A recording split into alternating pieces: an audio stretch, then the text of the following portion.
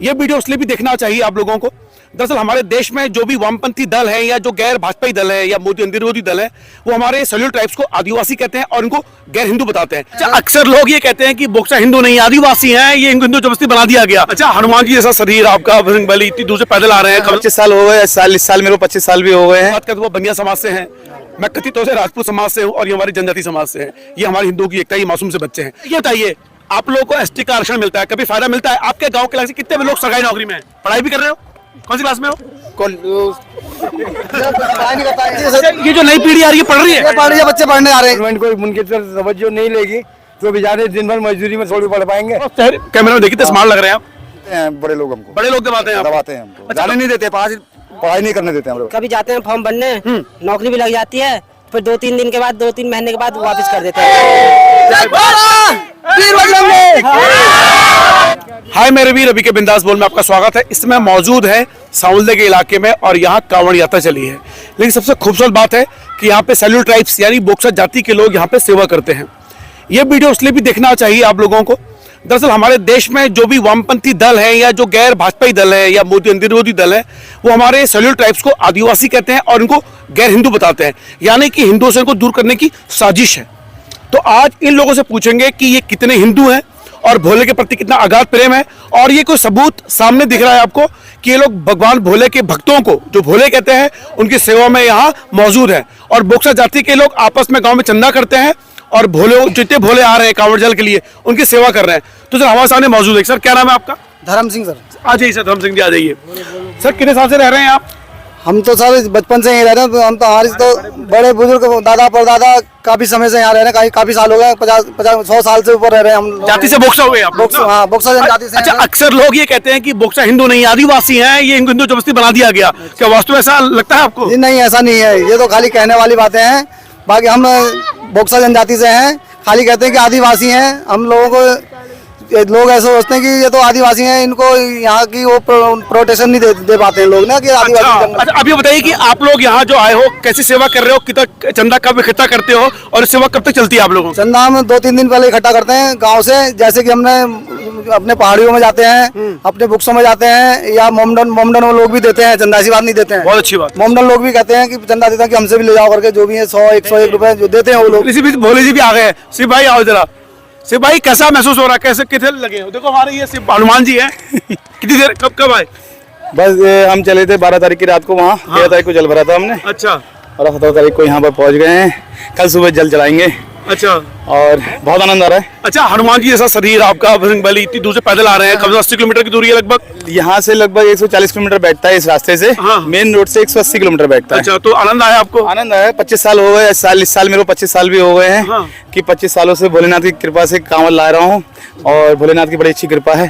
और आप लोगों को देख के बड़ा अच्छा लगता है। आप पत्रकारिता के में आपको देख के बड़ा अच्छा लगता है कि आप हर एक चीज को नोटिस करके उसका पता वो करते हैं उसे। बहुत बहुत धन्यवाद। जैसे भी बात करते वो बनिया समाज से हैं, मैं कथित तौर से राजपूत समाज से हूँ और ये हमारी जनजाति समाज से है। ये हमारी हिंदुओं की एकता, ये मासूम से बच्चे हैं।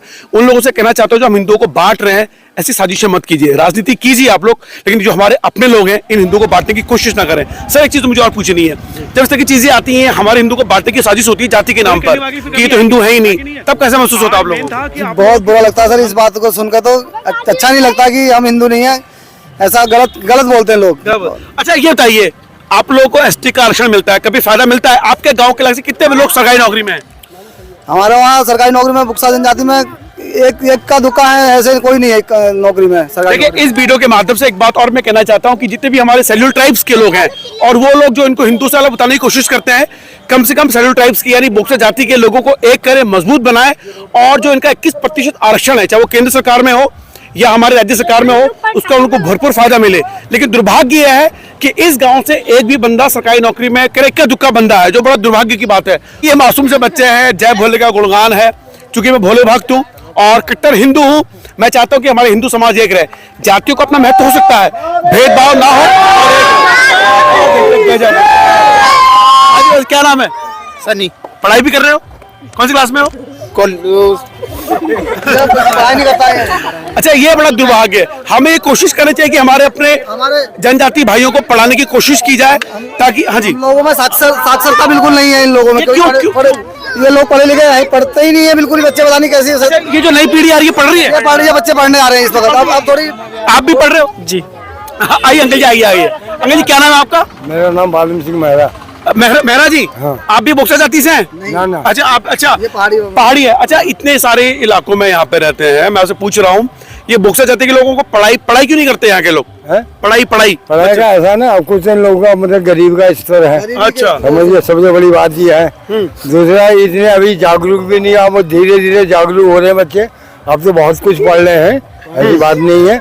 गवर्नमेंट जितनी फैसिलिटी देगी बच्चों को, गरीबों को, उतनी मतलब शिक्षा, तभी तो पढ़ेंगे। जब उनको मतलब कोई मतलब ऐसा कि गवर्नमेंट कोई उनकी तरफ तवज्जो नहीं लेगी तो बेचारे दिन भर मजदूरी में थोड़ी पढ़ पाएंगे। ये तो है। देखिए, दरअसल ये बड़ा दुर्भाग्य हमारे देश में कि जितने भी इस रामनगर क्षेत्र की बात करूं, यहाँ पे इलाकों में काफी सालों पहले आ गए थे बोक्सा जाति के लोग, और इनमें से कई बच्चे हैं जो पढ़ाई नहीं करते। कोई बताया मेरा जी ने कि गरीबी सबसे बड़ा कारण रही है, लेकिन गरीबी में भी पढ़ना बहुत चाहिए। अगर ये पढ़ते, अगर एक दो बंदे भी आगे निकल जाते तो अपने क्षेत्र के लोगों का विकास करते, मानसिक विकास होता और तरक्की भी करते। आज ये भोले के माध्यम से मैं यहाँ मिला हूँ, भोले बाबा की कृपा है कि आज मैं यहाँ मिला इन लोगों से, और उम्मीद करता हूँ कि यहाँ से कोई बच्चा पढ़ेगा, आगे बढ़ेगा और अपनी जाति के लोगों को आगे बढ़ाने की कोशिश करेगा। जनजाति। अच्छा, ये बताइए, थोड़ा कैमरा में देखिए तो स्मार्ट लग रहे हैं आप। ये बताइए कि आप यहाँ आपके बच्चों को आपने कभी पढ़ाने की कोशिश क्यों नहीं की? अपने जाति के लोगों को पढ़ाने की कोशिश क्यों नहीं की? क्यों करी साहब, ये दबाते हैं बड़े लोग हमको। बड़े लोग दबाते हैं, दबाते हैं हमको, जाने नहीं देते, पढ़ाई नहीं करने देते हमारे। अच्छा, पढ़ाई नहीं करने देते। देखिए, ये इस पे जवाब चाहिए समाज से। कौन लोग हैं जो को पढ़ने नहीं देते? सभी हैं जो हैं, आगे बड़े बड़े लोग हैं जो। अच्छा, अच्छा, बताइए आप कितने कट्टर हिंदू हो? आप भोले के कितने बड़े भक्त हो आप?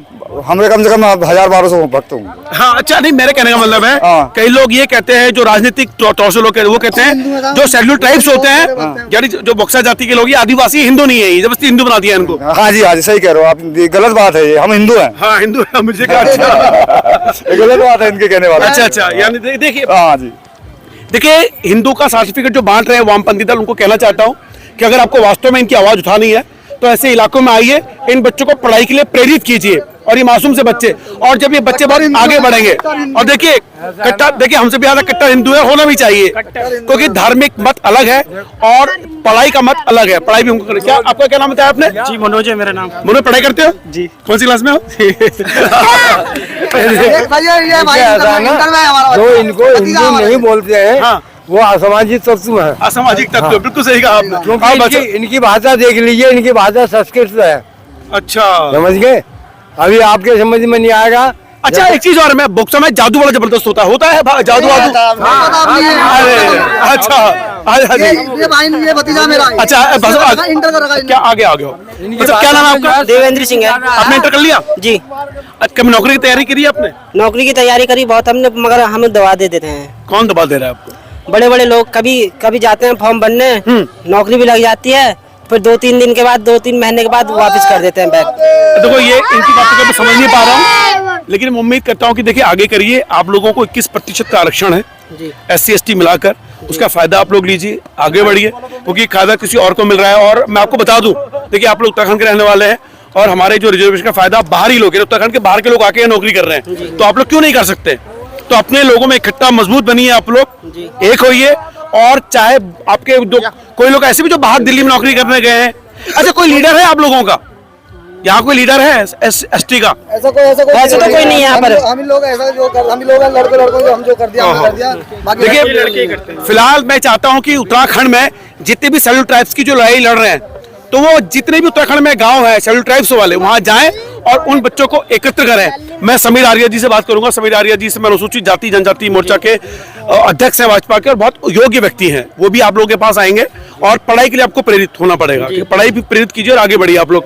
तो भोले बाबा के नारों के साथ ये इंटरव्यू मैं खत्म करता हूँ। उम्मीद करता हूँ कि ये लोग आगे बढ़ेंगे, और भोले भक्त हैं चूंकि, तो निश्चित रूप से आगे आने वाले टाइम पे मुझे इस इलाके में भी बोक्सा जाति से अधिकारी दिखाई देंगे, बड़े बड़े ऑफिसर दिखाई देंगे। ये मासूम से बच्चे भविष्य हैं जो उत्तराखंड का। फिलहाल रवि के बिंदास बोल देखने के लिए शुक्रिया। जय बम भोले की। जय